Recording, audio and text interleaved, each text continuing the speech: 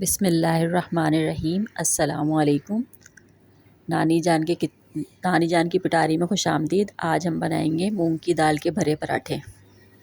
اس کے لیے ہمیں چاہیے ہوگی مونگ کی دھلی ہوئی دال جو ہم نے بھگو دی ہے دھو کے، اور مسالے چاہیے ہوں گے 1 چمچہ ہلدی، 1 چمچہ چائے کا نمک، اور 1 کھانے کا چمچہ پسی ہوئی لال مرچ، 1 چائے کا چمچہ گرم مسالہ، اور 1 چائے کا چمچہ زیرہ۔ دال دھو کر ہم نے بھگو دی ہے، اور یہ چاہیے ہوگی سوکھی میتھی آخر میں اوپر سے ڈالنے کے لیے۔ پین میں ہم نے آئل ڈال دیا ہے۔ اب اس میں پیاز ڈال کے تھوڑا سا اس کو بنائیں گے۔ زیرہ بھی ڈال دیا ہے ساتھ میں۔ ہلکا سنہری سا کریں گے، زیادہ فرائی نہیں کرنا، بالکل سنہری نہیں کرنا، تھوڑا سا کچی پکی سی ہوگی پیاز، اتنا ہمیں بس اس کو سوتے کرنا ہے۔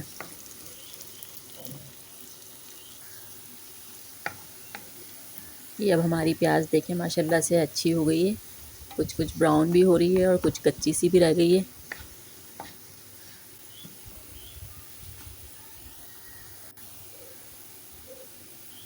اب اس میں ہم لہسن کا پیسٹ ڈال دیں گے، صرف لہسن کا پیسٹ ڈالا ہے۔ تھوڑا سی کتنی اچھی ماشاءاللہ سے لہسن کی خوشبو آتی ہے گرم تیل میں ڈالتے ہی۔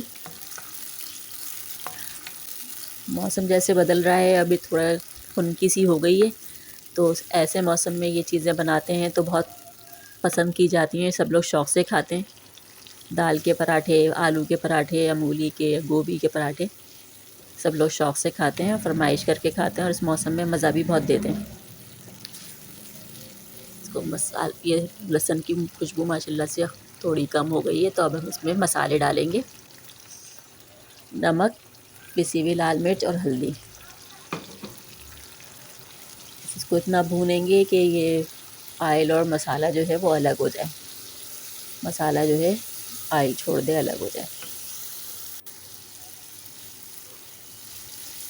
ماشاءاللہ دیکھیں کتنی اچھی شکل ہے، اور خوشبو بھی بہت اچھی آ رہی ہے۔ بچے بڑے سبھی شوق سے کھاتے ہیں یہ پراٹھے۔ جب سب لوگ شوق سے کھاتے ہیں تو بنانے والے کو بھی بنانے میں بہت مزہ آتا ہے، بہت انجوائے کرتی ہوں میں بھی اس طرح کی چیزیں بناتی ہوں تو۔ اب یہ دھلی ہوئی دال جو ہے ہم نے ڈال دی ہے، اس کے اندر سے پانی نکال دیا تھا، اچھی طرح سے دھو کے بھگوئی تھی، تقریباً 1.5 سے 2 گھنٹے۔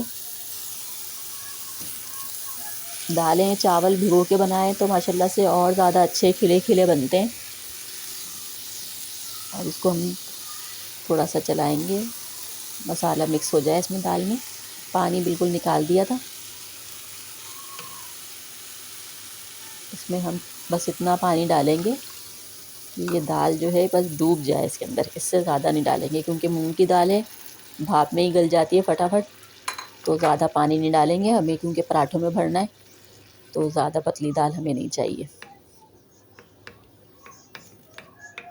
ویسے مزے کی بنتی ہے دال، یہ روٹی کے ساتھ سادہ سے کھانا چاہیں آپ، پراٹھوں میں بھر کے تو خیر بہت ہی مزہ دیتی ہے، لیکن اگر روٹی کے ساتھ بھی کھائیں تو بہت مزے کی لگتی ہے۔ بس یہ اتنا پانی ہم نے ڈالا ہے، زیادہ نہیں ڈالا۔ اب اس کو ڈھکن لگا دیں گے ہم، تاکہ یہ دال جو ہے گل جائے۔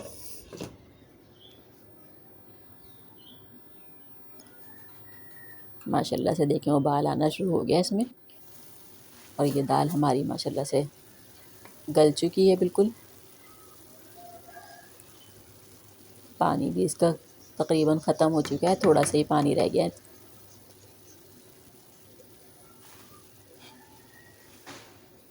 اس میں ہم نے سوکھی میتھی ڈال دی ہے۔ سوکھی میتھی بہت خوشبودار ہوتی ہے، اور اس کے اندر دال کے اندر ڈالتے ہیں تو اس کی خوشبو اور ذائقہ دونوں ہی دال کے بہت بڑھ جاتا ہے۔ سوکھا گرم مسالہ ڈالنا تھا، وہ ہم ڈالنا بھول گئے، سوکھا گرم مسالہ بھی اوپر سے ڈالنا ہے۔ بس چولہا بند کر دیا، 5 منٹ کے لیے بس اس کو دم پہ رکھیں گے، تاکہ خوشبو ان کی دال کے ساتھ اچھی طرح مل جائے۔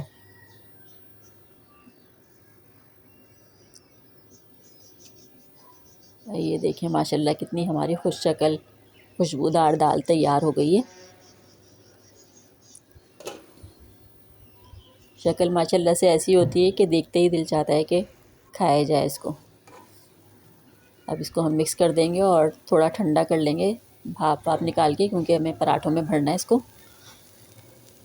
بس اس کو سب کو اچھی طرح مکس کر کے اور کیا کہتے ہیں ٹھنڈا کر لیں گے۔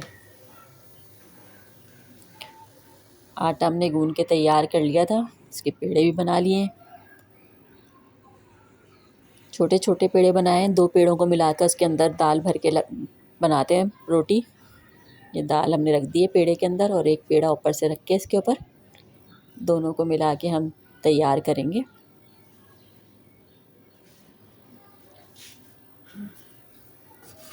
یہ دیکھیں ماشاءاللہ کتنا اچھا لگ رہا ہے پراٹھا۔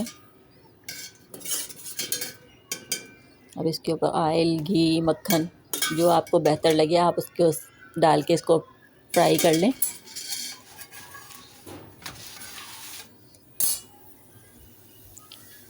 بس ہلکا سا سنہری سا ہو جائے تو اس کو سیک کے اتار لیں گے۔ اسی طرح ہم سارے اپنے پراٹھے تیار کر لیں گے۔ ان پراٹھوں کو اگر رکھنا ہے، جیسے سب لوگ موجود ہیں تو سب تو ظاہر سی بات ہے گرم گرم سب کھا لیں گے، لیکن اگر کوئی نہیں ہے، کوئی بندہ کم ہے گھر میں، تو پھر بغیر آئل ڈالے ایسے ہی سیک کے اتار لیں گے، تاکہ جو بھی بندہ بعد میں آئے تو اس کو گرما گرم اسی وقت فرائی کر کے کھلا دیا جائے۔ فریش لگتا ہے اس طرح کھلانے میں، اور کیا کہتے ہیں یہ بھی نہیں ہوتا کہ بہت زیادہ محنت کرنی پڑے گی، بس یہ سکا ہوا تیار رکھا ہوا ہے آپ کے پاس، آپ کو آئل یا گھی ڈال کر یا مکھن ڈال کے بس اس کو فرائی کرنا ہے۔